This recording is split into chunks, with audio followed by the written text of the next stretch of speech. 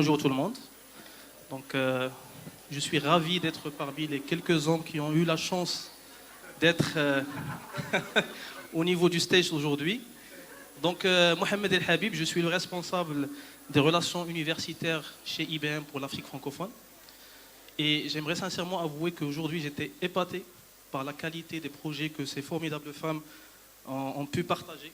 D'accord ? Ils sont en train de se battre, ils sont en train de proposer des solutions à des problématiques qui concernent l'Afrique. Nous savons tous que au niveau de l'Afrique, on fait face à énormément de défis. Et là, je cite par exemple l'éducation, l'employabilité, les endettements, la gestion de la démographie, l'égalité hommes-femmes, et la liste est longue. Mais permettez-moi un petit peu de citer quelques chiffres. Aujourd'hui, au niveau de l'Afrique, on est 1,2 milliard de personnes, dont 60% ont moins de 24 ans. Donc on a le privilège un petit peu d'être dans le continent le plus jeune dans le monde. Plus que ça, au niveau de l'Afrique, on a aussi la chance d'avoir le plus grand nombre des femmes, plus grand nombre quant aux femmes en fait travailleuses, avec plus de 50% au niveau de l'Afrique. Donc il va sans dire que en fait, la question qui se pose, c'est et si le digital apportait des réponses à ces problématiques-là, ces problématiques que j'ai citées, l'employabilité, l'endettement, la gestion de l'agriculture, etc. Et aujourd'hui, il va sans dire que le digital, le monde du numérique, joue un rôle assez crucial dans le développement socio-économique de l'Afrique. L'Afrique, aujourd'hui, en fait, le digital pour l'Afrique, c'est une occasion en or pour que l'Afrique puisse attraper le retard et s'aligner par rapport aux pays développés, etc. Et il serait de l'impensable, il serait de l'absurde, enfin dire, que cette transformation autour du numérique se fasse sans la femme. Moi, je suis convaincu que les problématiques de l'Afrique ne peuvent se résoudre qu'avec des solutions qui sont développées au niveau de l'Afrique et qui émanent de ces problématiques-là.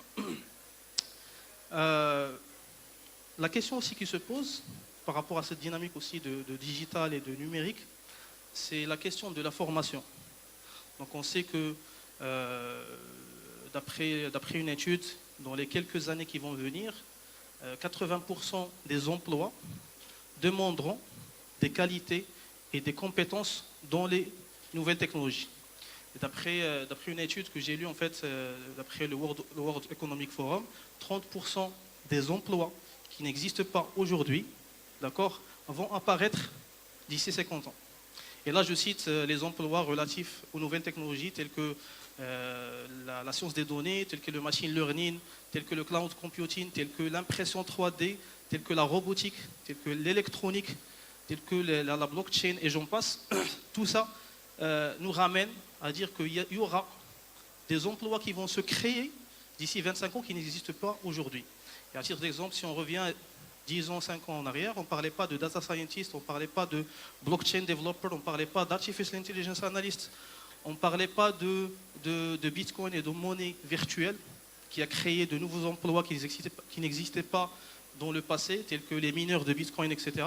Donc on est en train de vivre une période historique où le digital est en train de changer la donne. Mais en parallèle, il y aura aussi des emplois, d'accord, qui vont disparaître ou bien qui vont diminuer. Et là, je prends par exemple l'exemple des call centers. Aujourd'hui, les call centers sont en train de remplacer les employés par des chatbots intelligents qui vont pouvoir par la suite effectuer des tâches répétitives. C'est des chatbots intelligents qui ne tombent pas malades, qui travaillent 24 sur 24, qui travaillent 7 jours sur 7. Et là, il faudra par la suite vraiment penser comment augmenter ces employés-là qui vont être remplacés par la technologie et leur donner l'occasion de trouver, on va dire, d'autres opportunités pour travailler. Là, on parle aussi de voitures autonomes. Est-ce qu'on, dans les 20 ans, 30 ans qui vont venir, est-ce qu'on aura besoin des auto-écoles? Ça, c'est une question. On parle aussi des jobs intermédiaires avec la blockchain. Est-ce que le rôle des banques, les rôles des notaires, etc., vont avoir le même rôle que jouent aujourd'hui ces institutions? Et là, j'en passe. Donc là, la question de la formation est cruciale aujourd'hui et, l'encouragement de l'entrepreneuriat est crucial pour la femme, pour les jeunes africains, pour qu'ils puissent percer ces nouvelles technologies, pour qu'ils puissent les maîtriser et par la suite utiliser ces technologies-là pour développer des solutions locales pour répondre aux problématiques locales de ce continent. Et aussi, nous avons la chance d'avoir au niveau du continent le pourcentage le plus élevé des femmes entrepreneurs. Donc, en tant que multinationale, en tant que gouvernement, en tant qu'écosystème, etc., on a l'obligation d'aider ces femmes, d'aider ces startups, d'aider ces entrepreneurs en leur proposant du coaching, de la formation, des outils pour qu'ils puissent innover, pour qu'ils puissent se développer. Et c'est à ce titre-là que notre président directrice générale, Ginny Rometty de IBM, qui est une femme d'ailleurs, a décidé de lancer un programme dédié uniquement à l'Afrique, un programme gratuit, un programme qui a nécessité 70 millions de dollars d'investissement, qui est gratuit pour l'Afrique et qu'on a nommé IBM Digital Nation Africa. Donc IBM Digital Nation Africa, c'est quoi? C'est un programme de formation, c'est un programme de e-learning, c'est un programme d'innovation qui est développé pour l'Afrique et à travers lequel on a tracé 3 objectifs. Premier objectif, c'est la formation. Deuxième objectif, c'est l'innovation et l'encouragement à la création de start-up et d'entrepreneuriat. Troisième objectif, c'est l'encouragement de l'employabilité au niveau de l'Afrique. Et à travers ces 3 objectifs, nous avons organisé cette plateforme en 3 étapes, d'accord, 3 niveaux de formation. Explorer, Innovator et Newcomer. Explorer, c'est un niveau où n'importe quelle personne, n'importe quel utilisateur au niveau de l'Afrique peut se connecter et commencer à se former sur ces nouvelles technologies, que ce soit des gens de l'IT ou non IT, pour qu'ils puissent un petit peu voir c'est quoi le cloud, c'est quoi la blockchain, c'est quoi les objets connectés, comment ces technologies-là sont appliquées chez des clients, chez les telcos, chez les banques, chez le monde financier, chez le healthcare, etc. Deuxième niveau, c'est Innovator. Comme son nom l'indique, c'est pour encourager les jeunes, les femmes à innover, puisqu'on partage avec ces jeunes-là à travers cette plateforme des use cases qui ont été développés par des partenaires de IBM, par des femmes entrepreneurs dans le monde, par des jeunes, par des étudiants, par des élèves, par IBM, pour inciter les jeunes, pour inciter les femmes à innover, à s'inspirer de ces idées-là pour créer de la valeur pour l'Afrique. On leur aussi propose des formations de design thinking, mais aussi on leur propose l'accès gratuit à la technologie IBM, d'accord, pour qu'ils puissent créer des prototypes moyennant leurs idées, moyennant ces idées-là, et pouvoir les concrétiser.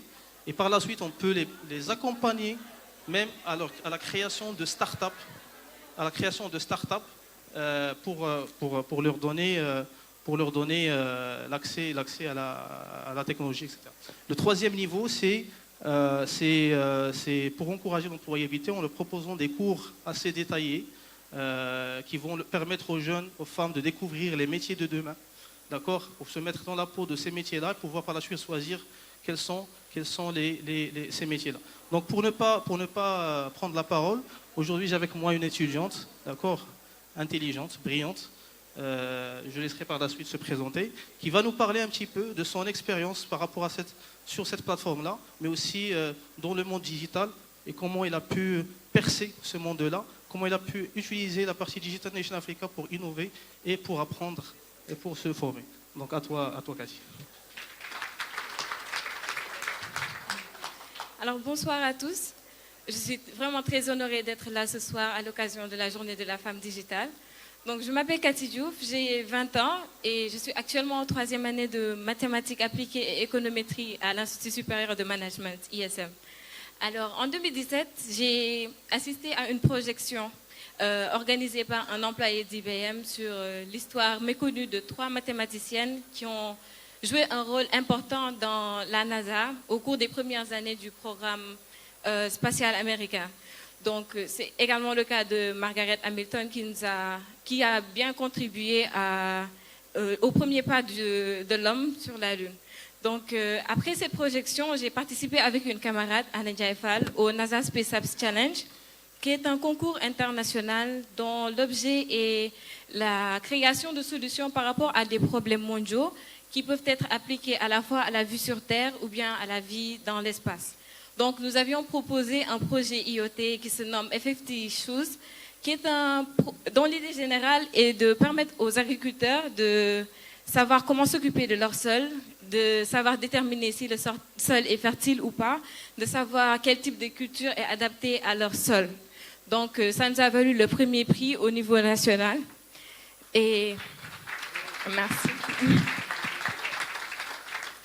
Donc, forte de cette expérience et voulant vraiment concrétiser ce projet et acquérir de nouvelles compétences, je me suis inscrite, heureusement, gratuitement au DNA Platform, qui est une plateforme qui me permet d'avoir des connaissances par rapport à la réalisation du projet dont j'ai parlé tantôt, en partant du design thinking à la réalisation du prototype, mais également des compétences par rapport à mon projet d'études futures qui est de devenir data scientist. Donc, merci. Je suis vraiment passionnée de tout ce qui a un lien avec l'informatique, les données, l'analyse.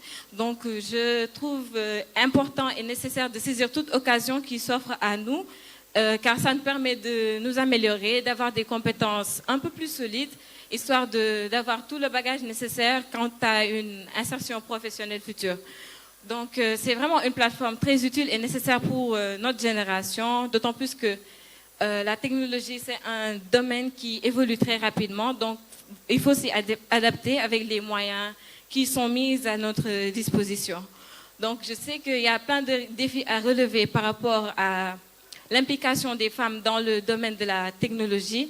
Mais si je me tiens aujourd'hui devant vous, c'est vraiment pour donner une envie à toutes les femmes, toutes les jeunes femmes d'Afrique et du monde d'oser, d'innover, d'entreprendre et de savoir que nous sommes nos propres limites, que rien n'est impossible, qu'avec de la motivation, de la persévérance et de la confiance en soi, on peut y arriver. Donc, merci pour cet accueil et félicitations aux lauréats.